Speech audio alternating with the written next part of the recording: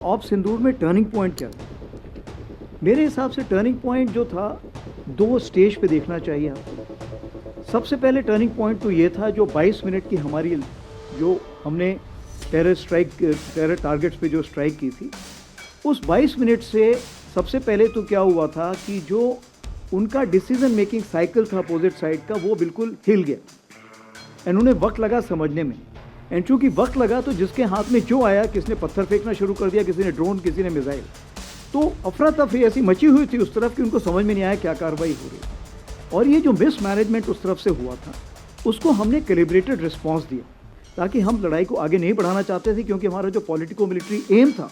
वो हमने पाया। दूसरा जो टर्निंग पॉइंट था, जो मैं शायद यहाँ पे खुले में ना बता पाऊँ, बट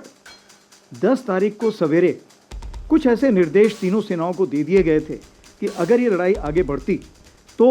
इसमें क्या होना था, वो जिसको समझ में आना था उसकी समझ में आ चुका था। तो चूंकि उसके समझ में आ चुका था, इसीलिए फिर जैसे कि 9:30 के आसपास हमारे डीजीएम उस टाइम जही साहब थे, तो यहाँ बैठे हुए हैं, और उस चीज़ को मद्देनजर रखते हुए, उस चीज़ को समझते हुए, क्यों उनके पास सेटेलाइट से पूरी खबर थी कि कौन सा शिप, कौन सा स्ट्राइक कोर या पिवेट कोर या कौन सा एयरक्राफ्ट कहाँ मूव कर रहा है। इस सारी खबर को जब उन्होंने, जिसको हम बोलते कनेक्टिंग द डॉट्स, जब उन्होंने डॉट्स कनेक्ट किए तो उन्होंने बोला अभी समय आ गया है, इस लड़ाई को यहाँ पे रोकना उचित होगा, उनके लिए फ़ायदेमंद होगा।